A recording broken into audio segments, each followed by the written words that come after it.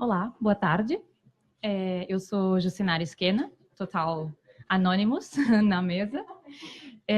Eu sou jornalista e faço o meu doutorado em comunicação na Universidade Pompeu Fabra, em Barcelona. E a minha pesquisa, mais ou menos, se encaixa dentro dos estudos críticos em mídia e está relacionado com as ideologias políticas. Então, um pouco da minha relação aqui na mesa para fazer essa mediação. O tema da mesa é retomada da confiança e o desafio de realizar as reformas necessárias. Eu apresento brevemente para vocês os dois integrantes da mesa redonda, quase um clichê. Vou apresentar a Tabata Amaral, que é formada em Ciências Políticas e Astrofísica por Harvard, deputada federal de São Paulo, eleita no ano passado. Política e astrofísica. Eleita no ano passado deputada federal pelo PDT por São Paulo, como sexta candidata mais votada. E, além disso, super ativista da educação, cofundadora do movimento Mapa da Educação, que tem como missão engajar os jovens na luta por uma educação de qualidade, e também o movimento Acredito, que é com foco na redução das desigualdades no país. Também comparto a mesa com o Ciro Gomes, com uma extensa carreira política, vice-presidente do PDT, advogado, professor universitário, foi prefeito de Fortaleza, deputado estadual por duas legislaturas, deputado federal, governador do Ceará, secretário de Saúde do Ceará, ministro da Fazenda e ministro da Integração Nacional, e recentemente, em 2018, pré-candidato à presidência da República. O tema da mesa, então, cada um dos integrantes vai ter em torno de 15 minutos para falar, depois nós abrimos para 40 minutos de perguntas e respostas. E, a retomada da confiança no mercado, que é um dos anseios da sociedade, e que o mercado precisa saber que produzir, como e para quem.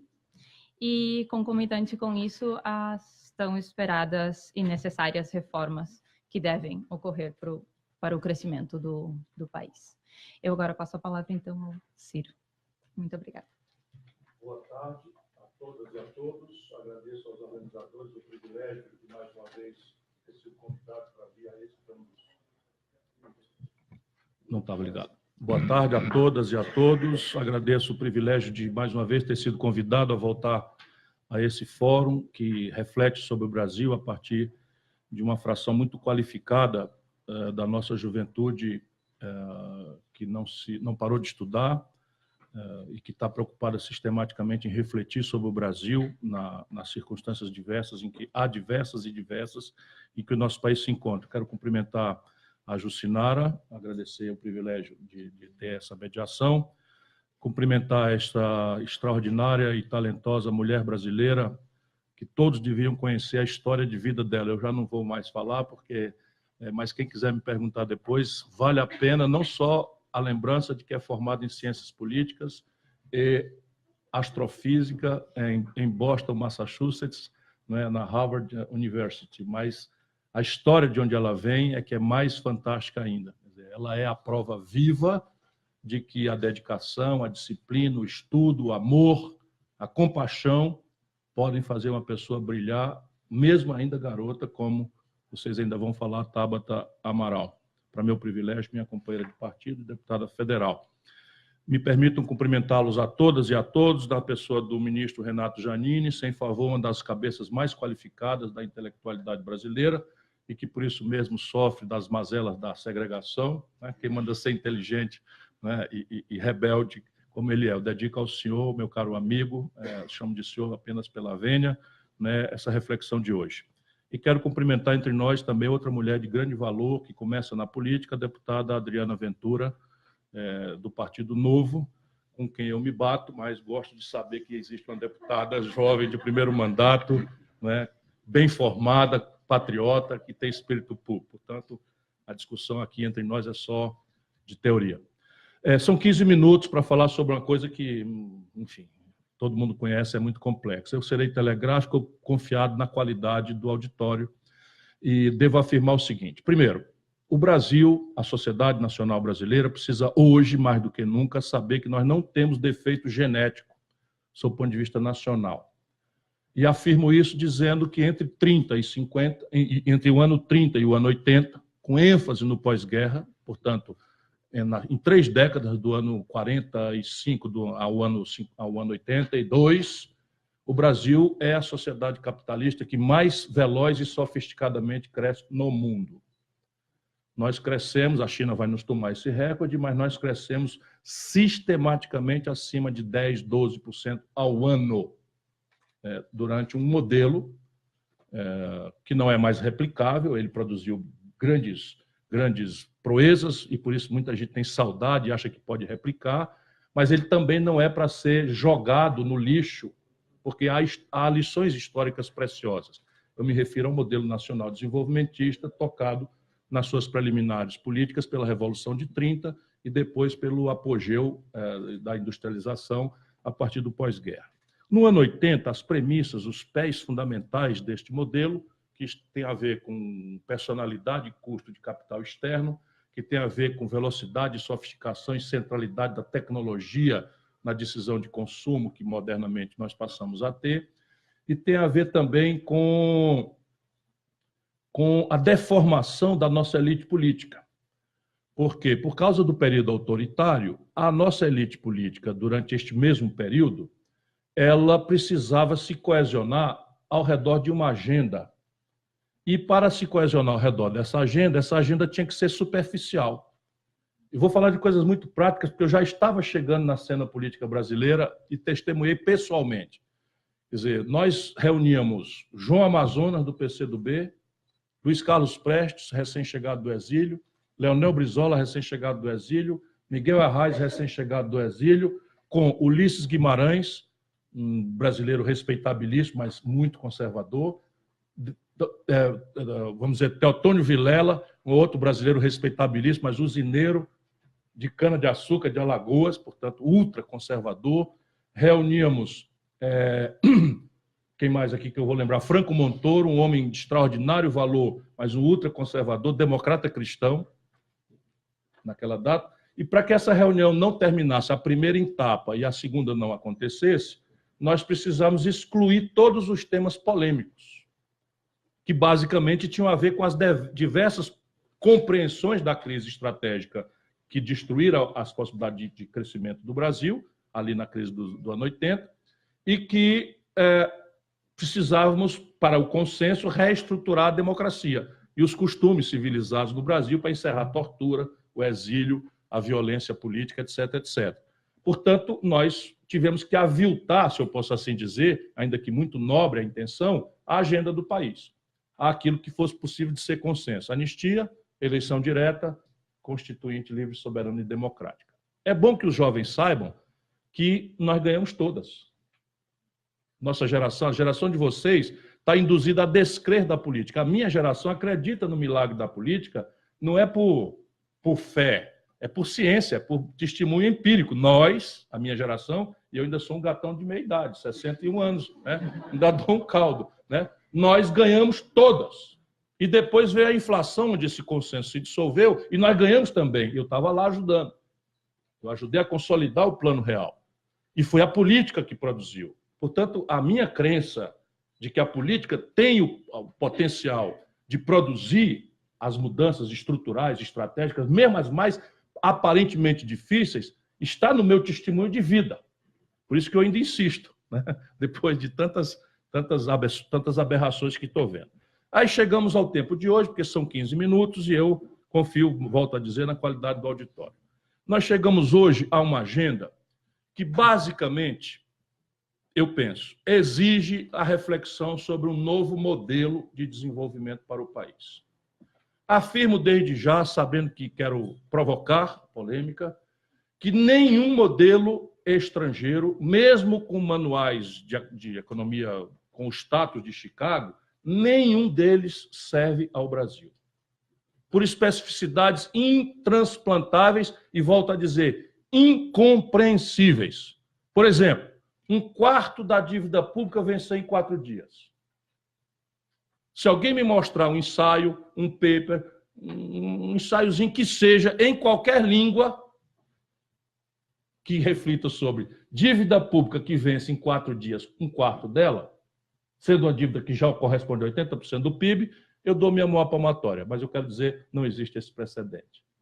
Por exemplo, picar prestações em cartão de crédito. Vocês conseguem fazer isso aqui em Madrid? Divide aí em 6 vezes sem juros. Juro de 486% no cartão de crédito. Se existir um papel, um paper, uma reflexão que explique qual é o efeito de uma taxa de juro por 3 décadas real acima de 10 pontos. Se alguém me mostrar um antecedente empírico ou teórico e quais são os efeitos estratégicos disso sobre qualquer matriz fiscal, aqui está minha mão para a palmatória. Portanto, neste assunto nós estamos sós. Não quer dizer que a gente não tenha que ler Adam Smith, Keynes, Hayek, ou seja lá o que diabo for. A ciência é a ciência, a gente tem que ler tudo. Mas quando formos olhar para a realidade brasileira, é preciso um esforço de autonomia intelectual, sei o quê, nós não a compreenderemos. Por exemplo, o tema do nosso debate é prostrado ao artigo definido a, as, os e ao subjetivismo confiança. Então, espalhou-se na elite brasileira, e isso já está errado, há 20 anos, que a tarefa nossa é patrocinar uma agenda de bom moço internacional, realizar, reparem bem, o pedantismo, as reformas, a gente aprende em português que A é artigo definido. Né? Artigo definido. Então, é como se houvesse uma e apenas uma reforma,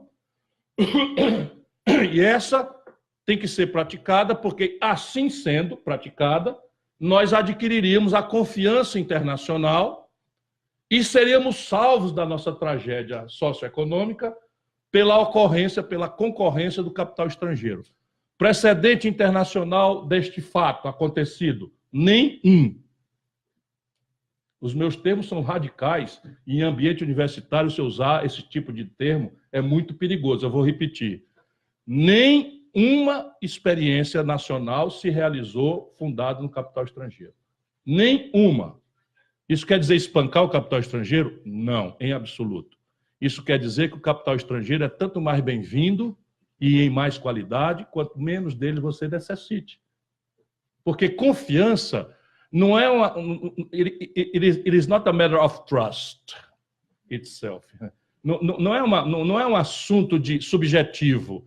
Confiança é o seguinte, a Ford está no Brasil há 50 anos e está fechando 2 plantas. É problema de confiança? Papo furado. A Ford está com 30% de capacidade de instalada ociosa há 6 anos. Simples assim. Então, vamos lá. Nós temos um problema de fundo, que é estarmos devendo à nossa história 3 premissas que estão presentes em todos os experimentos civilizatórios exitosos. Nível alto de formação bruta de capital doméstico. O Brasil tem 14% do PIB de formação bruta de capital, a China tem 45%. A velha Europa, que não tem mais aonde ganhar produtividade, a não ser em centros muito exóticos de excelência na Alemanha, no norte da Itália, etc., né? A infraestrutura praticamente pronta, tem 30% e 35% de formação bruta de capital, o Brasil 14%. Segundo elemento, coordenação estratégica entre governos empoderados, empresariado, convergente com a estratégia pactuada ou definida de desenvolvimento e investimento em gente. São essas 3 premissas que estão por detrás da Babel institucional, das línguas diversas, das histórias dos povos. Mas, invariavelmente, qualquer que seja a propaganda, qualquer que seja a institucionalidade, por detrás você vai encontrar exatamente essas 3 premissas. E o ponto de partida nos apanha não como um país ideal pendurado no céu, nos apanha como um país que tem 4 providências urgentes para serem tomadas para virar o jogo, que não é um jogo de frustração, excitação despolitizada, frustração agressiva com Fernando Henrique, o mesmo cidadão. Porque, no momento, ele financiou um ciclo de consumo pela subtração do imposto inflacionário. Esse ciclo de consumo não era sustentável porque o país está se desindustrializando violentamente, como nenhum país do mundo na história do capitalismo, e, na sequência, o país quebrou. E a quebra de um país é sintomaticamente analisada na taxa de câmbio. Então, o Fernando Henrique governou a 1 por 1 e entregou para o Lula a 9,20. A preço de hoje, Janine, a preço de hoje, se o Lula tivesse tomando posse hoje, a taxa de câmbio nominal estaria em R$ 9,20. O Lula assume, subtrai um elemento subjetivo, né, de pânicos e de confianças ou de interdições ideológicas, etc., etc., faz um trabalho ultraconservador, o mundo experimenta um boom de preços de commodities, casa-se uma coisa com a outra. Quando o Lula entrega para Dilma, a taxa de câmbio estava a R$ 1,75 a valor constante. Como os preços são todos sintomaticamente relacionados ao câmbio, o que podemos dizer é que o Lula, na prática, aumentou por 4 a condição de consumo do povo brasileiro no seu período. Assim, grossamente falando, porque a economia brasileira é completamente indexada ao câmbio, né? Por razões práticas, pão é trigo, trigo é dólar, dólar, pão. Então, passagem de ônibus é diesel, diesel é dólar, dólar é passagem de ônibus. Então, mudou o dólar, muda tudo, né? E outras não tradables também entram, porque os insumos do dentista, que é um serviço, os insumos do dentista, os pozinhos, as brocas, o instrumental, tudo importado do estrangeiro, porque o Brasil abriu mão de ter uma política industrial de comércio exterior, pelo contrário, satanizou essas coisas todas, como anacronismos do passado. Eu chego lá apressadamente, que eu falei que eram 5, mas tudo bem. 5 minutos, vamos lá. Agora eu vou fazer como narrador de corrida de cavalo, né? Sempre confiado na qualidade do auditório. Então, repare bem, a Dilma, quando é derrubada, a taxa de câmbio vai para 4. Então, na prática, é possível dizer que a Dilma diminuiu pela metade a renda do consumo. O Lula promoveu o consumo, todo mundo ficou feliz. Ei, tem uma digressão aqui, ele me disse que era 5, você está dizendo 1. 5 mais 1, 6, dividido por 2, 13. Né? Hein? Então, dividido por 2, porque ambos têm o mesmo valor, dá 3 minutos. Agora está perdendo mais tempo. Estou perdendo mais tempo. Não, tinha que descontar o tempo da saudação. Né? Então, vamos lá. Então, a grande questão para virar o jogo, o consumo das famílias estrangulado. 14 milhões de desemprego, 32 milhões de informalidade, 63 milhões de brasileiros com o nome no SPC. Só dá para a gente resolver de trás para diante. É preciso ajudar a reestruturar a dívida das famílias e retirar o nome delas do SPC. Isso é perfeitamente praticável, é do mercado, é do ramo, e cuidaram de debochar a minha proposta depois de achar que era impossível. Aí, quando viram que era possível, trataram de debochar como promessa populista, etc, etc. Sem isso aqui, você não tem por quê? Porque o PIB brasileiro, débil como é, quando cresce 2 pontos, é puxado 60%, 50% pelo consumo das famílias. Se não restaurar esse grande motor, não tem crescimento do PIB. Segundo, o empresariado endividado. Também isso é um tabu, mas eu levantei, são 3 trilhões de débito, 3 trilhões de reais de débito, 600 bilhões de reais dos quais caminhando para crédito de recuperação duvidosa. Reação do sistema, retração absoluta ao crédito, ninguém renova nem paga papagaio de ninguém, e nós permitimos, na constância de um modelo social-democrata Fernando Henrique Lula, que o Brasil concentrasse em apenas 5 bancos 87% das operações financeiras. Não há precedente disso no mundo, nem na história do capitalismo. Só para vocês terem ideia, nos Estados Unidos, 5 mil bancos competem pelo cliente, disputando com taxa de juro e barateamento de tarifas e serviços. Não há saída espontânea, individual, de mercado para isso aqui, se não houver um esforço de coordenação com o governo.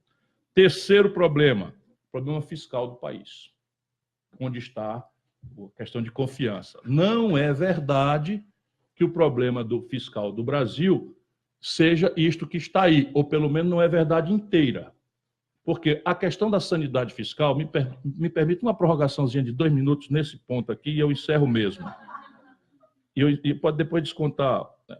Então, repare, na questão fiscal brasileira, todo mundo está dizendo que é a questão da Previdência. A Previdência é assim, os militares, que têm um sistema à parte, contribuem com 47, não, recebem 47 bilhões por ano e contribuem com 3. Dá 44 bilhões de déficit. Eles agora estão encaminhando uma proposta que simplesmente economiza 10 bilhões em 10 anos. A conferir. Né? Depois você tem um país, é um de 2 do mundo, que não cobra tributos sobre lucros e dividendos empresariais. Só nós e a Estônia.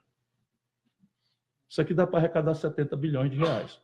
No mundo inteiro, o imposto sobre heranças grandes vai de 30% a 50%, dependendo do lugar. No Brasil, a média é 4%. Menos no Ceará, que é 8%, que é o teto máximo. Nós somos popularíssimos lá, né? Não perdemos até agora, graças a Deus, nenhuma eleição, nem a presidencial. Eu ganhei lá e o Ceará pode ser homenageado porque o Bolsonaro, aquela coisa, tirou o 3º lugar lá no Ceará. Nós não temos nada a ver com isso que aconteceu no Brasil, né? Então, essa questão fiscal tem que ser tratada com a complexidade que ela merece e não pode ser feita por páginas. Por quê? Porque parte central do financiamento da Previdência Social é de tributos, a saber, contribuição social sobre o lucro líquido, PIS e COFINS. 3 das principais fontes de financiamento são de natureza tributária para fiscal. Como é que eu vou fazer uma reforma da Previdência separada de uma reforma tributária? E ainda mais subtraindo do financiamento da Previdência a contribuição patronal no novo regime proposto, mas absolutamente liso, raso, sem nenhuma consequência, porque mal estudado, de capitalização. Então, esse é o 3º fator. E o 4º e último é um balanço de pagamentos estruturalmente deficitário. Todas as vezes que o Brasil cresceu 2 pontos, o balanço comercial industrial apresentou déficits crescentes. A última vez que nós crescemos 2 pontos foi sob Dilma, 2015, talvez, 2015, a última vez que nós crescemos 2 pontos. O déficit foi de 124 bilhões de dólares. E há uma ilusão de que a gente vai pagar esse buraco crescente de produtos industriais com o agronegócio e mineração, ou seja, produtos in natura de baixo valor agregado, como soja, milho, carnes, proteínas. Essa conta não fecha. E se a gente escolhe um presidente que começa a insultar, por razões ideológicas, os árabes, que são o maior comprador de proteína animal caprino e ovino, os chineses, que são os maiores compradores de tudo mais do Brasil, e começar a dar cotas de preferência para o comércio americano, que é o nosso principal rival no agronegócio e na mineração, simplesmente o país vai quebrar de novo. Vai quebrar de novo. E essa é a circunstância em que nós estamos nesse momento. Porém, e acabo agora, do ano 80 para hoje, se a gente desfocar, e é o que os cientistas devem fazer, dar 2 passos para trás do objeto observável, do ano 80 para cá, o Brasil está crescendo em média 2,2% ao ano. Não é um problema de Fernando Henrique, PT, PSDB, PT. Isso é um problema de modelo. Então, o Brasil está crescendo 2,2% ao ano desde o ano 80, quando o velho modelo morre, até aqui. E a população cresce a 1,7% ao ano no mesmo período. Ou seja, per capita, o Brasil está simplesmente parado. Sendo que per capita no Brasil, ninguém entende isso na Universidade Norte-Americana, apesar de a gente volta e meia estar lá todo dia explicando, as pessoas acham que é erro de tradução. No Brasil, 5 pessoas, 1, 2, 3, 4, 5, detêm as posses equivalentes ao que possuem 100 milhões de nacionais. Portanto, a renda per capita no Brasil é um dado nulo para qualquer esforço estatístico. E essa é a grande questão que o país tem para fazer. Portanto, investir em gente, coordenar estrategicamente governo, empresariado, universidade, e levantar a formação bruta de capital, as missões de fundo. Superar o problema do endividamento das famílias, ajudar a reestruturar o endividamento empresarial, consertar a conta pública, resolver o problema do desequilíbrio externo, são as tarefas que o Brasil tem a fundo e a conjuntura. Obrigado por sua atenção.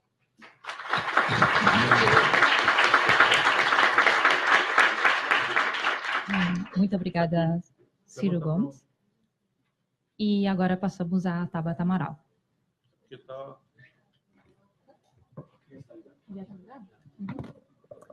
Boa tarde. Funcionando? Boa tarde. Boa tarde. Pessoal, muito obrigada pelo convite. Acho que primeiro agradecer o Bruno, que eu não sei onde está, em nome de todo o time do Fórum. Também agradecer a Camila e a Maria Clara, que estão por aí, que foram responsáveis por eu ter chegado em tão pouco tempo, trocando de roupa e comendo um sanduíche. Então, muito obrigada pela ajuda. Muito obrigada a Jucinara por fazer essa moderação e receber a gente, e ao Ciro por me dar a honra de falar junto com ele. Caso vocês não saibam ainda, é um grande conhecedor de astrofísica, podem pedir a ele que explique sobre o multiverso, tem um amplo background, e para mim é uma grande alegria, porque muito da razão de eu estar na política hoje tem a ver com o que eu vi na sua trajetória, o que eu vi no Ceará, o que eu vi em Sobral. É uma coisa que eu sempre digo, mas eu acho que vale a pena a gente ter um pouquinho de esperança mais. Eu trabalho com educação há bastante tempo. Já trabalhei em projetos sociais, dei aula, secretarias de educação, fiz pesquisa, e chega uma hora que você desanima, que você vai percebendo que não é que a gente não tem a solução ainda, não é que ninguém fez aquele trabalho maravilhoso acadêmico, não é que é uma questão impossível de resolver. Falta vontade política para a educação ser priorizada no Brasil. Falta que a classe política mude para que a gente, de fato, tenha esse país que a gente tanto merece, que deixe de ser para alguns sobrenomes e que seja para todo mundo, independente de raça, origem, orientação sexual, gênero, etc. E quando eu trabalhei em Sobral, no Ceará, e eu vi uma educação que é a melhor educação pública que a gente tem hoje, e os dados que saíram ontem, para quem acompanhou, só confirmam que o Ceará continua crescendo, eu percebi que, primeiro, a questão realmente é política, ou eu tento mudar essa política de alguma forma, ou eu jogo a toalha e vou embora, porque o que eu podia fazer como técnica especialista tinha encontrado uma barreira, mas também, por outro lado, me mostrou que sim, o Brasil hoje pode ter a melhor educação pública do mundo. E eu falo a melhor mesmo, não é uma das melhores, não. Então, por isso, sou muito grata, Ciro, por toda a inspiração e todo o acolhimento que você vem me dando. E aí, pessoal, acho que é importante dizer também, eu fiquei muito feliz de ver a Adriana, achei engraçado o comentário do Ciro, mas lá no Congresso, acho que uma das coisas que mais frustram, e eu tenho um mês e meio de atividade parlamentar, é ver como a divisão ideológica paralisa as coisas. E não toma nem 2 sessões para você perceber o que está acontecendo. E a gente está falando de tratados internacionais para parcerias em educação ou de uma grande política pública que vai impactar no orçamento, etc. E é a mesma coisa, são 2 lados que ficam se batendo em questões ideológicas e a gente não consegue avançar. Então, me dá muita alegria saber que a gente está juntas na educação, no combate à corrupção e também de ver aqui o ministro, que é uma inspiração para a gente nessa área. E para começar, eu não posso deixar de falar de educação, né? Porque tem que puxar para o meu lado e eu sempre aproveito a oportunidade para trazer vocês para essa também. Mas eu estava pensando um pouco quais são as principais frentes que o Brasil precisa enfrentar e precisa enfrentar com muita coragem para conseguir se tornar em um país que é inclusivo, que, de novo, é para todo mundo, não é só para alguns sobrenomes, que é desenvolvido, e eu acho que o Ciro tocou muito nesse ponto, e que é ético. E aqui eu acho que essa é uma das coisas que mais moldaram as eleições do ano passado. Então, quando a gente começa por uma frente dessas 3, primeiramente está falando da política. Muitas pessoas se decepcionaram e deixaram de acreditar na política. E acho que sempre que a gente critica e ataca a política em si, as instituições, e não os políticos, não as pessoas, a gente está atacando a democracia. Então, eu acho que as eleições do ano passado foram tão machucadas e tão graves e tão erradas, de certa maneira, porque estava em questionamento a própria política, a própria democracia. E isso não é saudável. E tem um ponto que eu sempre bato, que todo mundo falou de renovação. E que bom, renovação é bom, sou fruto dela e tenho muito orgulho disso. Mas uma renovação apenas de pessoas não significa nada. E acho que o Congresso está acostumado com uma certa renovação. Só que se essa renovação não se traduz em uma renovação de práticas, aí as pessoas deixam de acreditar na própria renovação. E aí o meu medo é que quando isso acontece, elas começam a achar que não é só trocar o político, tem que trocar o sistema como um todo. E a nossa democracia vai ficando cada vez mais frágil. Então, eu vou tentar ser concisa para a gente poder debater bastante, mas esse é o primeiro ponto que eu queria trazer. Uma das supostas reformas e o que a gente precisa fazer para, de fato, levar o Brasil para o lugar onde a gente quer o nosso país é a gente olhar para a política. Mas, de novo, não como alguém que quer jogar o negócio inteiro no lixo, mas como alguém que fala, esse tema tem que ser renovado, tem que ser reformado e o problema está nas práticas. E aí a gente tem uma discussão de 1 hora sobre isso. Tem um pouco do que o Ciro já tocou nas questões econômicas, e aqui o que está em voga agora, o que a gente está discutindo é a reforma da Previdência, e eu tenho uma posição um pouco diferente do que a gente vê nas redes sociais, por assim dizer, que eu toco sempre em 2 pontos. O primeiro deles é ter coragem de falar de uma reforma que é tão difícil, como a reforma da Previdência. E eu acho que o que mais me inspirou até o Ciro na campanha foi ver que ele apresentou uma proposta para isso. Porque é claro que uma reforma da Previdência, ela vai tirar de alguém. É um gasto gigantesco que está crescendo, impede que a gente invista em outras áreas e afeta, em sua grande maioria, aumentando a desigualdade. E acho que o dado que mais me chocou nesse sentido foi ver que a Previdência, como ela está hoje, ela aumenta a desigualdade do Brasil. Que a gente tem pessoas que se aposentam com 27 mil na média. Acho que todo mundo concorda que 27 mil no mês está bem longe do patamar de dignidade. Passou faz um tempinho. Só que, ao mesmo tempo, a gente tem que ter certeza que uma reforma da Previdência, ela não vai atacar apenas esses privilégios, mas que ela ataque esses privilégios e garanta a dignidade e garanta os direitos para quem mais precisa. Então, aqui eu falo de duas coragens. E eu acho que a gente está juntos nessa, que é, vamos fazer uma reforma, sabendo que ela vai tirar de alguém, sabendo que as pessoas não estão felizes com ela, que elas vão se mobilizar, porque tem gente se aposentando com mais de 30 mil reais por mês. E isso vai tirar do bolso de alguém. Mas, ao mesmo tempo, vamos ter coragem para enfrentar o que está errado na proposta, para entender que não é a todo custo, não é tirando de quem não tem, não é tirando de quem já não tem uma vida digna. Então, eu acho que a postura que a gente tem que ter nesse momento, no Congresso de fora, é falar para as pessoas, precisamos, é difícil, mas ter a mesma coragem, e isso a gente não vê muito, para brigar com o que está errado. Para falar, isso daqui é indigno, isso daqui não está correto, e a gente vai lá e vai mudar, e se não mudar, não passa. Porque não é a todo custo. E aí, quando a gente fala de educação, que é meu terceiro pilar, falei um exemplo dessa parte de como que a gente transforma a nossa política, como que a gente transforma a economia, aí também precisa muita coragem. Por quê? A educação, no Brasil, na minha visão, ela tem um grande problema de ser uma coisa desconhecida para grande parte da população. E você não valoriza aquilo que você nunca teve. Você não valoriza aquilo que você conhece.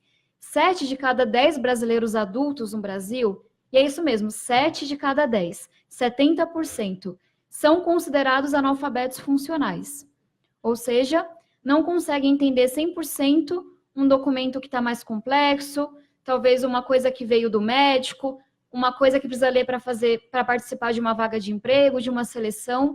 Então, em um país em que mais da metade das pessoas é realmente excluída por não conseguir ter acesso à informação mais básica, para mim não dá para dizer que isso foi um país educado. E eu lembro, eu cresci ouvindo do meu pai todo dia que na época dele escola pública era coisa de rico. Então, como que eu ia reclamar de ir para a escola, né? Já que tinha tantas ali no meu bairro, públicas com vários problemas, a hora do intervalo, mas tinha. E é isso, na época da geração que veio antes, escola pública era coisa de rico. E a gente resolveu a questão do acesso, isso é muito meritório, mas a gente está muito longe de resolver a questão da qualidade. Não só a gente excluiu grande parte da população até aqui, que nunca teve acesso à educação de verdade, que não sabe o seu valor porque sempre viveu sem ela, como a gente está formando toda uma nova geração que não tem um mínimo de educação. E acho que os dados comprovaram que o ensino médio no Brasil começou a cair. Vocês entendem o que é isso? A gente tem hoje alunos que não se graduam mais do que no período anterior e com uma nota média em matemática que é pior. Não é que a gente está estagnado, a gente está caindo. Então, é tão grave a situação que, com exceção do Ceará, Pernambuco no ensino médio, o Brasil como um todo está piorando na educação. São jovens que saem, em sua grande maioria, sem estar plenamente alfabetizados, sem saber frações. Não é que eles não sabem equação de segundo grau, não aprenderam frações com 12 anos na escola, que é onde as pessoas geralmente ficam. E esse pessoal está saindo da escola pública sem nenhum sonho. E eu sempre falo uma coisa que as pessoas não entendem ainda. No Brasil, o sonho que você vai ter, o tipo de profissão que você pode almejar, depende sim da cor da sua pele. Depende sim do bairro onde você nasceu. Depende da sua orientação sexual, depende se você é homem ou mulher. Dá para entender quão pesado, quão errado é isso? Mas para mim é errado assim no nível da pele mesmo. É a gente acabar com os sonhos, é a gente falar, você, olha de onde você vem, olha quem é seu pai. Para você, isso daqui não pode. Isso aqui só pode para fulaninho que se parece assim, que tem sobrenome X.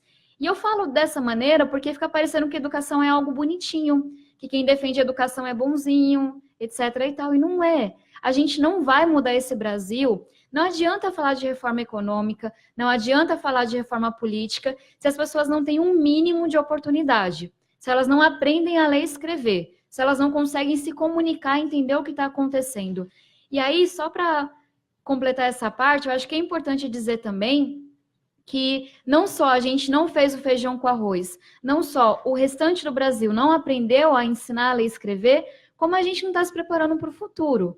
Então, não é só pegar e arrumar a casa e dar conta do que os outros países fizeram. É olhar para um futuro que diz que daqui a 11 anos é amanhã, passa muito rápido, a gente vai perder 2 bilhões de empregos no mundo.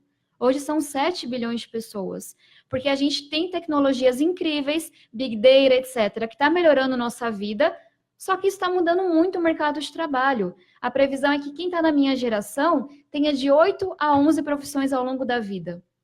Que tenha pelo menos metade das profissões que não existem hoje, que vão surgir na próxima década. A gente não está preparado para isso. Então, para finalizar, eu queria falar um pouco do que a gente está vivendo hoje na política. Me entristece muito ver como que o Ministério da Educação, como que as políticas públicas dessa área são altamente ideologizadas. Não sei nem se eu falar essa palavra certo. E meu ponto aqui não é apenas que sou contra a escola sem partido, etc. e tal, e todo mundo sabe disso. Mas o meu ponto é que isso não importa. Isso não importa nem um pouco. Quer falar de educação? Vamos falar de alfabetização, vamos formar os professores, vamos acabar com a indicação política, que foram coisas que Sobral fez, muito bem documentado, que a gente consegue replicar. Não fica falando de fumaça, não fica falando de coisas que não importam, não levam a lugar nenhum. Porque enquanto a gente fala sobre tudo isso, enquanto a gente gasta energia com tudo isso, tudo aquilo que realmente importa fica de fora. Então, esse é meu ponto. Sou contra o que está posto aí hoje na política, o que está posto na educação. Mas não adianta só ser contra. Quando que a gente vai falar do Fundeb? Quando que a gente vai mudar o modelo de financiamento da educação? Torná-lo mais redistributivo? Então, acho que esse é o meu ponto principal.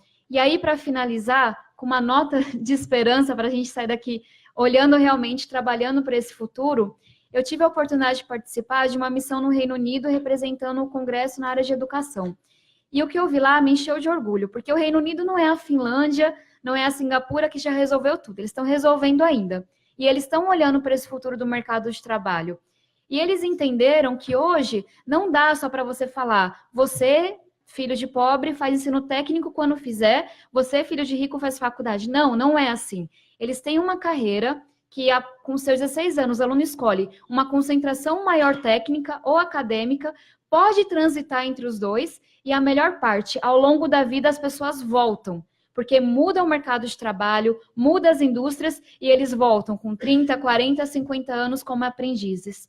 E tem uma outra coisa também que me chamou muita atenção, é que eles conseguem mapear por indústria. E não tem vergonha de falar isso, porque no Brasil a gente parece que acha que é feio a educação se conectar com o que o Brasil precisa. Eles olham para as indústrias, mapeiam as necessidades na hora, eles falam em real time e começam a fazer a formação que vai garantir ao aluno um trabalho bem remunerado, digno. Então, eu digo tudo isso porque a gente não está sozinho, não é só o Brasil que não deu conta de pensar sobre o futuro, mas é só quase o Brasil que não olhou ainda para o passado para resolver esses problemas. Mas a gente tem Sobral no Ceará, a gente tem Pernambuco no ensino médio, a gente tem coisas boas para a gente se orgulhar, basta ter coragem para resolver tudo isso, e acho que já passou o meu tempo. Pessoal, muito obrigada e bora discutir.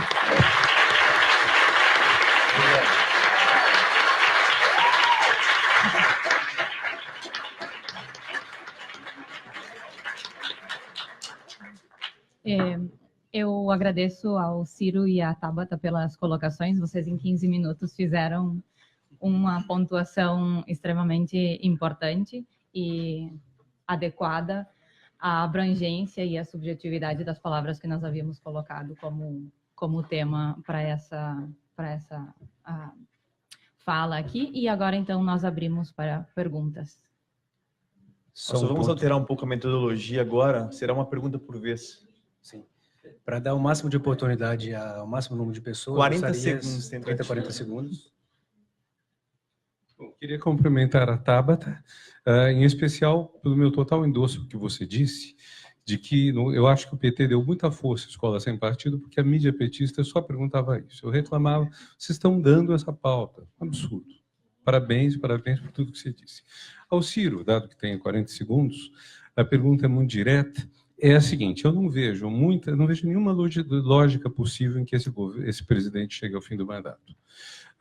parece que está fazendo tudo para não chegar. Mas, de qualquer forma, nós perdemos um tempo, esses anos, discutindo muito nome de candidato. E nós discutimos pouco projeto. Qual projeto, o que você sugere, o que você pensa como alternativa a esse governo? Quer dizer, seja esse governo terminando o mandato, seja a gente forçando ou, de alguma forma, levando a mudar de posição, seja mesmo no caso de ocorrer a falência autogerada dele. Eu também não prevejo bons tempos para a conjuntura próxima do Brasil, e isso, para mim, pela minha experiência, estava escrito, estava dado, porque eu conheço o Jair Bolsonaro, eu fui colega dele, 4 anos. É um energúmeno, uma pessoa... Desculpa, eu estava esperando 100 dias, mas não está dando para esperar. E ele está tentando terceirizar uma presidência da República, mas terceirizar de uma forma fragmentária e absolutamente inconciliável. Então, você tem o lado familiar, 4 figuras absolutamente estranhas, o 01, o 02, o 03 e o 04, que passou todas as meninas do condomínio, mas não lembra da... Isso é frase dele, do presidente da República, traduzindo as palavras do 04, que é o filhinho mais novo, que namorava com a filha do cara que matou a Marielle. Veja onde nós estamos. O outro grupo é um grupo de malucos, lunáticos mesmo. Um subiu a goiabeira e teve uma epifania, né? Acho pouco modesto, mas sabe lá, né?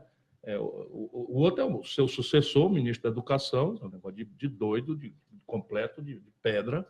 Assim. E você tem mais, o ministro do Meio Ambiente, que é um doido, o chanceler, vocês vão ver, ele vai sair do Itamaraty de camisa de força. Eu estou dizendo para vocês sem nenhum exagero. E o que tem ali de moderador me constrange muito pelo desdobramento, é o militar. Então, o Bolsonaro tem 8 ministros generais, mais do que o Médici, do que o Figueiredo, do que o Geisel. 8 ministros militares que cultivam uma certa decência, que estão me decepcionando todo dia, porque havia uma história de nacionalismo, que não tem mais nenhum, porque essa vassalagem que está acontecendo, por exemplo, da submissão do Brasil a uma agenda estúpida dos americanos para abordar a crise da Venezuela, é absolutamente contra todas as formulações e, mais modernamente, o Plano Nacional de Defesa.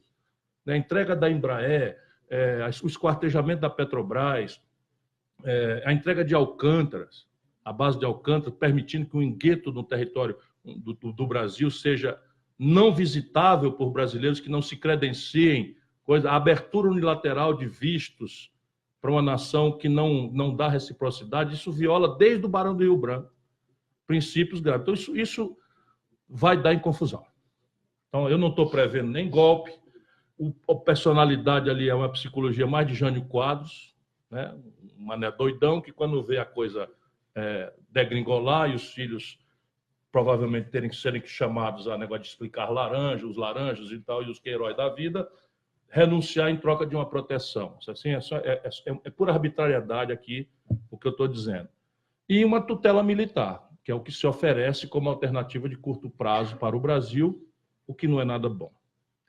E eu estou absolutamente convencido de que o nosso problema se agrava pelo tipo de oposição que o PT hegemonizou. Quer dizer, o PT, como não pode explicar nada disso, quer dizer, o ensino médio degradando, a infraestrutura do país degradando, a renda per capita caindo, o coeficiente de Gini subindo e tal, isso meio que vai subtraindo, vai erodindo no imaginário popular e no seu dia a dia a boa lembrança do Lula. Não por acaso, então, para eles não existe mais projeto, não existe mais debate, não existe mais... É um caudilismo à sul-americana, muito conhecido, e tentar se refugiar no lulismo, né? Pela memória de gratidão justa, a propósito, porque ele, de fato, melhorou muito a vida das pessoas.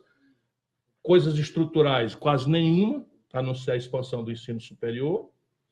O FIES é um desastre, ainda virá esse outro escândalo proximamente, o buraco no FIES. Eu não falei aqui do endividamento das famílias, mas fração disso são quase 7 bilhões de reais que os estudantes brasileiros estão devendo, inadimplindo com o FIES. 7 bilhões de reais. e financiando Arapucas, como se fosse universidade. Então, essa força aperfeiçoa aquela. Isso, então, agrava o nosso drama. O que é que nós precisamos fazer? Ora, isso é da milenar sabedoria. Nós precisamos trocar o campo da batalha. Se nós formos discutir mamadeira daquilo, viu ou não viu o onipotente na goiabeira? Qual é a cor preferencial que as crianças devem vestir na tenridade e tal? Nós estamos simplesmente aperfeiçoando a estratégia. Aonde já se demonstrou, o obscurantismo ganha. Por quê? Porque é simples assim. Se a gente impuser o campo de batalha ser uma discussão sobre emprego, salário, aposentadoria, acesso à saúde que preste, acesso à educação que qualifique, segurança pública, moradia e transporte, 98% do povo brasileiro tende a uma empatia conosco. Conosco, eu digo, os que do centro à esquerda temos um compromisso nacional de desenvolvimento, de superação da desigualdade, da miséria, da barbárie, da violência. Sabe quantas mulheres foram estupradas no nosso país nos últimos 12 meses, oficialmente? E supõe-se que isso é 10% do número real, porque as mulheres têm vergonha de ir às delegacias, são maltratadas, muitas vezes são culpadas pelas autoridades despreparadas do país, como se vítimas não foram de violência. 60 mil inquéritos de estupro aconteceram nos últimos 12 meses no Brasil. É uma barbárie. O país, a República, está se esfrangalhando. Então, e aí a gente vai discutir essas baboseiras. O que é que acontece? Na mesma hora que a gente aceita discutir essa baboseira, aquele 98%, 99% de empatia popular vai mudar, e o nome disso é guerra híbrida. Isso é feito pelos centros de propaganda nos Estados Unidos, pelos órgãos de inteligência, etc., aqui da Europa e tal, e que se deram mal no Brexit, porque eu troco de público. Então, a sociedade brasileira, ninguém entendeu ainda, é crescentemente fundamentalista católica, os grupos carismáticos estão crescendo, neopentecostal e evangélica. Então, eu troco o ambiente, percebe? Ao invés de eu discutir emprego, salário, educação, saúde, segurança, moradia e transporte, que nos torna empaticamente conectados com a vida real do nosso povo, nós vamos discutir essas maluquices. Resultado prático, ao trocar na cabeça do pobre esta agenda por aquela, eu começo a fazer o quê? Eu começo a ser contrário ao povo. E permito que o obscurantismo ganhe as eleições. Isto é um fenômeno mundial que está acontecendo. Aqui na Espanha, por exemplo, é evidente sem as caricaturas toscas que a gente no Brasil está vivendo. Mas aqui na Espanha, né, você encontra isso num movimento incompreensível por qualquer pessoa racional do separatismo catalão. Você encontra isso no Brexit. Você encontra isso na eleição de um nazifascista na Áustria. Você encontra isso nas dificuldades que a Angela Merkel recentemente viu nas coisas. Você vê isso na França, né? A característica no Brasil é a mesma coisa, só que agravada pelo caráter caricato, que aqui é também. Por exemplo, o Bolsonaro, ninguém teve o respeito e o pudor na grande mídia brasileira de perguntar para ele qual é a sua proposta para a saúde. Por quê? Porque a grande mídia brasileira não respeita o nosso povo e quer tutelar a opinião pública. Aí chamava o Bolsonaro para explicar kit gay. O Bolsonaro entrega uma cópia fraudulenta do kit gay na mão do William Bonner, na mesa do Jornal Nacional. Aquilo não existe, nunca houve aquilo. Simples, nunca houve aquilo. O cara teve o despudor. E ele espelhou, vocês estão elegendo o cara. Por quê? Porque faz uma pergunta respeitosa a ele sobre saúde. No dia seguinte, faz outra pergunta respeitosa sobre educação. Na terceira vez, faz uma pergunta simples para ele sobre segurança pública. Armar as pessoas significa privatizar a segurança, ou seja, cada um, como no velho faroeste, compre sua arma, com o nome no SPC e a arma custando R$ 5.800, percebe? Não tinha jeito. E isso só vai ser substituído por um projeto. O projeto é que vai encantar. Se as pessoas apropriarem o projeto, a compreensão do diagnóstico, salta a terapêutica. Na hora que a gente fizer o povo brasileiro compreender o diagnóstico, salta a terapêutica. E a terapêutica não pode ser Chico contra Manel ou Rosa. A terapêutica é o seguinte, aqui aquela segunda premissa do desenvolvimento: estabilizar ou impor uma hegemonia moral e intelectual em qual é o papel do Estado na sua relação com o mundo empresarial e com a universidade. É isso aqui. Porque não dá para ficar desse jeito. A Tabata mencionou isso. No Brasil, os maiores imbecis deitam grosserias absolutamente tal. Aí pronto, chega um ministro e diz: tem que privatizar tudo. Aí o Manual de Chicago fala nas eficiências da privatização. Mas o Manual de Chicago não sabe o que é um negócio chamado passivo externo líquido. Eu estou falando de saudosismo estatista, não. Estou falando de passivo externo líquido. Por quê? Porque o Brasil não tem poupança para comprar os ativos públicos. Não tem poupança nacional. Então, privatizar lá significa estrangeirar. E estrangeirar não é nacionalismo besta, não. Estrangeirar significa você gera um passivo a se financiar anualmente em dólar e você não tem de onde tirar o dólar, porque agora nós estamos passando a privatizar non-tradables. Aí o Banco do Brasil e a Caixa Econômica, vamos privatizar? Vamos. Nós temos 5 bancos, vamos ter só 3 bancos. Se fosse ainda era bom, mas o Itaú não tem grana para comprar o Banco do Brasil. O Bradesco não tem grana para comprar a Caixa Econômica. Resultado vai ser um chinês. E ele vai fazer o quê? Vai remunerar em dólar. Vai pagar royalty, vai pagar... Enfim. E o Brasil tem uma legislação que não tributa a remessa de lucros e dividendos, porque lucros e dividendos no Brasil não são tributáveis nem por nacionais. Aí vem me falar de uma reforma de previdência desse jeito? Não vai, não dá.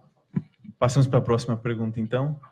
Já havia uma sequência, tem uma no fundo, aqui na frente, depois a deputada Adriana. Posso fazer? Em 40 segundos, e para permitir a maior participação, eu peço aos expositores 2 minutos no máximo. Não há nada mais constrangedor que ter que restringir a palavra de alguém, e eu estou fazendo esse papel, mas eu peço compreensão de todos. Claro, a organização, tá certo. Boa tarde, meu nome é Flávio. Em relação à política, eu acho que o fenômeno que está acontecendo no Brasil, eu acho que é muito claro para alguns, para outros não. O presidente que está atual no governo, ele não foi votado per se, ele foi uma antítese do que estava acontecendo anteriormente. Então, ninguém olhou para a proposta, ninguém prestou atenção no que ele falava. E, na verdade, nós estamos citando a pirâmide de Maslow, nós estamos voltando ao primeiro passo, que é da segurança. Então, como o brasileiro perdeu a primeira coisa que é importante na vida do ser humano, que é a segurança, que você sai na rua e você pode morrer a qualquer momento, qualquer um que tivesse prometido isso, independente de qualquer outra proposta em segurança, em ser segurança, se fosse na educação, na saúde, teria vencido. Então, nós estamos no módulo de autoproteção. O Brasil entrou no módulo de autoproteção. E, para mim, aí vem a minha pergunta. No meu entender, o causador disso é o sistema judiciário. Então, o Brasil não tem um sistema judiciário ou eficaz. Que isso reflete na corrupção, que reflete no ambiente de negócio e que reflete na concentração de renda. Então, o problema nosso, no meu entender, não é o legislativo e não é o executivo. Nós estamos com um problema essencial, que é no judiciário, onde nós estamos vivendo no Brasil, que é um país sem lei. Então, é anarquia. E qual é a proposta, qual é a ideia de reformular o judiciário para que, se o judiciário for eficiente, o executivo vai cumprir lei, o legislativo vai cumprir lei e as coisas começam a andar. É para mim? Tá, acho que sim, acho que você tem uma... Veja, eu assinaria embaixo a sua análise. Se você me permitir, entretanto, eu diria que o buraco é mais embaixo ainda. Porque o judiciário que temos é produto do pacto político que temos e do desenho institucional que temos. Então, repare, a legislação processual brasileira, fundada na Constituição Federal do Brasil, e só nós temos isso, portanto é uma aberração, garante ao paciente 4 graus de jurisdição. E o judiciário não cumpre esses tempos, portanto, no limite, a impunidade é o prêmio. Mas é um prêmio de classe. É um prêmio de classe. Porque, por outro lado, veja como as coisas são cruéis e o buraco é bem mais embaixo. O Brasil tem a terceira população carcerária absoluta do planeta Terra. Nós temos a China com 1 bilhão e 300 milhões de habitantes, temos a Índia com 1 bilhão e 100 milhões de habitantes, nós temos, enfim, o Paquistão com 600 milhões de habitantes, os americanos com 300 milhões de habitantes, e o Brasil com 200 milhões tem a terceira população carcerária do mundo. Portanto, em tese, para um observador superficial, dizer o Brasil está punindo. Mas aí vai olhar quem são. 70% jovens, pobres, negros, presos na periferia, sem envolvimento com crime violento, envolvidos no trânsito de droga, do tráfico. Não é negócio de usuário, não, de tráfico de droga, de minúsculas quantidades.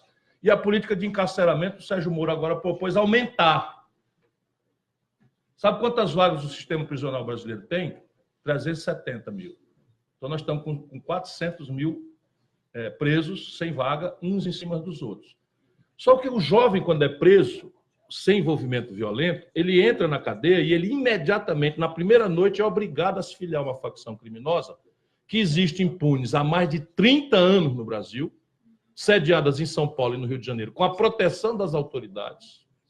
Comando Vermelho no Rio de Janeiro, partido, Primeiro Comando da Capital em São Paulo, ADA, Amigo dos Amigos, e até tem a facção dos Abestados no Ceará, que fundaram uma também, que enfim, só serve de bucha de canhão para morrer sendo abestado na mão do PCC e dos outros que não estão mais indo para o enfrentamento lá.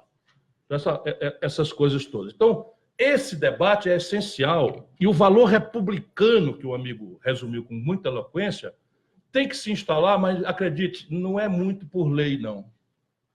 É exemplo de cima e permanente inovação institucional embaixo. Permanente inovação. Por exemplo, nós vamos continuar encarcerando jovens minúsculos traficantes de droga que não se envolveram em crime violento? Isso é uma pergunta que a sociedade brasileira vai ter que responder. Não era assim. Não era assim. E nós vamos continuar permitindo que a legislação brasileira continue anacrônica e defasada em matéria de lavagem de dinheiro das facções criminosas? É uma coisa simples, porque o PCC está lavando dinheiro em cooperativa de van, em posto de gasolina. Até houve um caso, e eles usam meus exemplos práticos para me intrigar na internet, mas houve um caso absolutamente concreto em que eles criaram uma igreja falsa em São Paulo para lavar dinheiro. E a legislação brasileira é completamente anacrônica e defasada e formalista em relação a isso. Então, repare, o Michel Temer foi preso ontem. O Michel Temer merecia estar preso há 30 anos. Agora, a prisão de ontem foi completamente sem forma. Compreende? Aí eu tenho que dizer, por imperativo de consciência jurídica, de formação de cidadão, tenho que dizer que o homem que merecia estar preso há 30 anos foi preso ontem de forma errada. Exibicionista, aparatosa, midiática, que é quem de fato está mandando na baderna brasileira. Seguinte. Olá, vou fazer para a Tabata, sim, porque eu sou uma educadora. Então, primeiro eu quero agradecer aqui, né, a oportunidade de estar aqui. Querida Tabata, eu sou professora e você sabe, então eu fico muito tocada com a sua fala, porque eu me encontro na sua fala em todos os aspectos. Eu só queria que você me falasse, me explicasse, porque pelo fato de ser professora de gestão e empreendedorismo e ter trabalhado, ter feito a minha campanha em comunidades por opção, também por acreditar que as pessoas têm que ter oportunidade igual e ficar um pouco revoltada com as coisas que a gente vê quando a gente, né, transita e vê a desigualdade, e mesmo assim ver que aquelas pessoas reagem, sobrevivem, né, se viram. Como você vê, você também falou dos empregos, né, da questão dos empregos do futuro, que, né, são 7 bilhões de empregos a menos. 7 bilhões, você falou? 2 bilhões de empregos a menos, tal. Como é que você vê o papel da educação para resolver essa questão? Porque eu sou professora de empreendedorismo, eu trabalho muito com empreendedorismo social. Como você vê isso, principalmente para as pessoas que mais precisam? Como você faz essa ponte entre educação, a redução, numa situação de redução de emprego que você já mencionou, com o empreendedorismo também? Você pode... Obrigada, querida. Estão me ouvindo? Sim. Esse é um tema que eu gosto muito, então eu vou me esforçar muito para os 2 minutos. Eu falo muito sobre educação para o futuro do mercado de trabalho, não porque seja ficção científica, mas porque os dados mostram que daqui 2 anos, daqui 11 anos, o mundo está mudando muito rápido. E aí, quando a gente fala das habilidades que esse mercado de trabalho vai necessitar e que já necessita, de certa forma, está muito conectado com o empreendedorismo. Então, você vai falar da criatividade, saber aprender, trabalhar com as pessoas, aprender novas tecnologias, etc. Que são as habilidades do século XXI que todo mundo já ouviu falar. O problema é que essas habilidades você não aprende decorando o nome das plantinhas, memorizando as leis da física, etc. e tal. Você aprende uma educação que realmente é integral. Só que o Brasil não entendeu, de certa forma, o conceito de educação integral. Pegando um caso do meu estado, que todo mundo sabe que tem muito ainda a fazer em educação, em São Paulo, para muitas escolas, educação integral é dobradinha de matemática, dobradinha de português, dobradinha de biologia.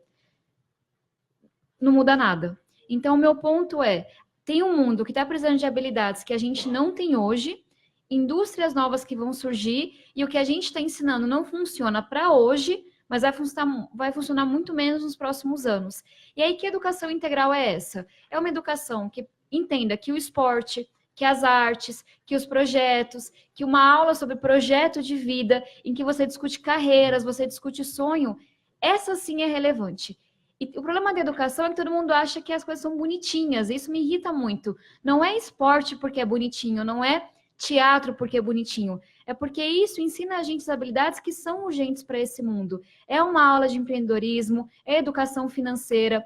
Então, eu falo de educação integral porque é isso que vai fazer a diferença. Eu fui treininho em uma multinacional e a gente estava discutindo já naquele momento como selecionar os funcionários não pela nota de português e matemática, mas por quem era mais resiliente. Caso vocês não saibam, já existem testes para medir resiliência. As empresas já entenderam que isso é mais importante do que memorizar conteúdo e já estão medindo. Então, isso está acontecendo. Então, é educação integral no conceito mais amplo. As empresas já se deram conta, falta a nossa educação.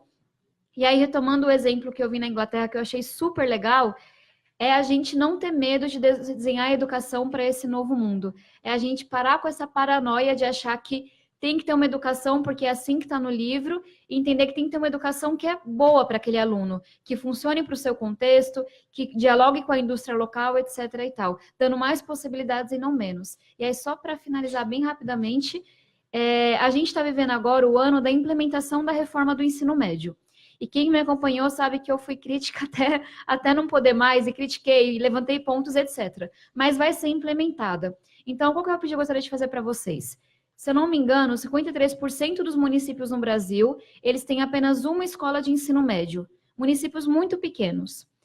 E as escolas vão ter a opção de não optar pelas 5 trilhas do conhecimento que a reforma estipulou, mas apenas 2, se não tiverem condições. Qual que é a minha preocupação? Que as escolas restringam ainda mais o futuro dos alunos, ao invés de dar mais possibilidade. Qual que é a nossa tarefa? Acompanhar muito de perto, no estado de cada um, e eu já estou fazendo em São Paulo, como vai ser implementada a reforma do ensino médio.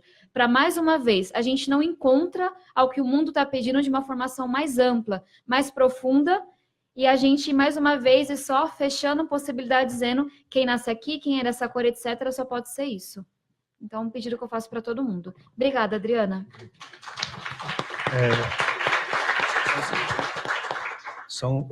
Pessoal, nós não temos mais tempo para pergunta. A última vai ser do Thiago. Desculpa por respeito aos próximos painéis. Acabando a pergunta do Thiago e a resposta, nós vamos para um breve coffee break, porque o Márcio Anselmo, coordenador-geral da Lava Jato, está esperando a gente para fazer um Skype e explicar os novos desdobramentos. Então, peço desculpas, mas é por uma questão de respeito aos próximos painéis. Okay? Obrigado. Boa tarde, eu sou Thiago Braga, eu sou servidor do Ministério de Ciência e Tecnologia. A minha pergunta é para a Tato, mas antes queria parabenizar o Ciro pela fala e pelo seu posicionamento. E Tato, parabéns também pelo seu posicionamento e por essa bagagem que você traz, apesar da sua idade, né, uma bagagem bem consolidada. E na sua fala... Posso só, em agradecendo, acrescentar um dado. Ciência e tecnologia no Brasil, a partir da PEC 95, pegou descoordenadamente o contingenciamento, nós estamos com o menor orçamento dos últimos 19 anos em ciência e tecnologia no nosso país esse ano. O meu instituto, ele tem para investimento em pesquisa R$200 mil por ano. Mas a minha pergunta, você falou 2 vezes sobre a questão do Reino Unido, né, do que você viu, mas ela é muito voltada para a questão de ligar a educação ao que a sociedade está precisando, e eu acho isso muito legal, mas a gente tem visto que há uma dificuldade, inclusive em nível de pesquisa, de pós-graduação, de ligar essa pesquisa, essa pós-graduação ao que a sociedade de fato precisa. E a gente está com o ministro Renato aqui, que enfim, avançou muito, mas a gente ainda vê que tem muitas dificuldades e que não existe uma solução pronta nem para longo prazo. Mas mesmo assim eu queria saber, você nesse mandato que você começa agora, quais são suas propostas para tentar melhorar algo num curto espaço de tempo, nesse período, se é possível e qual seria o caminho? Obrigada pela pergunta. Como esse é um tema que o Ciro comentou bastante na campanha de Mudar de Ver, eu vou falar um pouco, aí se a gente tiver mais tempo, aí ele fala só bem rapidamente. Falamos sobre um ponto dado há pouco tempo, é a questão do financiamento. As faculdades, centros de pesquisa, etc., estão estranguladas. Por quê? Cortou muito o financiamento, mas elas tampouco têm liberdade para poder inovar e se financiar de outras formas. Então, é claro que não dá para pensar em um Brasil desenvolvido, inclusivo, que olha para o futuro, se não há investimento em pesquisa. E nesse ano não há. E é por isso que a gente tem que trabalhar muito. Eu estou na Comissão de Ciência e Tecnologia na Câmara, desafio gigantesco. Mas tem um outro lado que as pessoas ignoram, é que hoje, para um centro de pesquisa público, para uma universidade, é quase impossível se financiar de outra forma. Você não consegue fazer uma parceria, por exemplo, com uma empresa e falar, olha, você financia a pesquisa nessa área que eu vou fazer, etc. Você não consegue fazer parcerias tão facilmente com os setores de pesquisa do setor privado, etc. e tal. E eu falo isso porque em Harvard era muito comum eu ver que a ala X da pesquisa, essa sala, etc., é financiado pela Brastemp de lá, que eu sempre esqueço o nome, pela Samsung, etc. Whirlpool, né? Alguma coisa assim. Então, a gente tem esse tabu de falar, olha, tá bom, não tem dinheiro, vamos tirar, mas vocês também não podem se financiar de outra forma. E aí eu acho que a gente tem que tirar muito dessa burocracia para que as faculdades possam inovar no financiamento, possam fazer parcerias. E aí só vale fazer um ponto que, quando a gente tem uma visão de Brasil como nação, tem pesquisas que, na minha visão, é o setor público que deveria financiar. Todo mundo vê o Congresso americano financiando a NASA e ninguém acha um grande problema com isso, porque é estratégico, porque dá retorno, etc. Mas nem toda pesquisa é desse nível. Tem muita pesquisa que poderia ser financiada pelo setor privado com parcerias que esse meio não consegue hoje porque está amarrado, sem financiamento público e sem nenhuma liberdade de inovar. E acho que tudo que a gente vem vendo da pressão em cima das faculdades, dos reitores, só vem a piorar isso. Muita gente tem medo de inovar, porque a legislação ela é muito apertada, ela é bem burra em alguns sentidos, mas também porque tem medo de ser penalizado no CPF por escolhas que fez pela faculdade. Bom, com pesar eu passo a palavra para a Jucinara para que ela possa encerrar. Várias pessoas tinham outras indagações, infelizmente não temos tempo. Salvo o melhor juízo, a Tabata tem uma live todas as terças, Tabata, eu não me equivoco, eu assisto, hein? Então vocês podem enviar questionamentos e o Ciro cola nele no evento e na assessoria. Jucinara, você está com a palavra. O Ciro está fazendo live também, está ficando bem bom nisso, uma vez por mês. Era esse comentário que eu ia falar sobre as lives. Eu brevemente agradeço outra vez a participação do Ciro Gomes e da Tabata. Foi um prazer para mim estar aqui com vocês e agradeço também muito a organização do fórum pelo convite para estar aqui. Muito obrigada. Muito bem.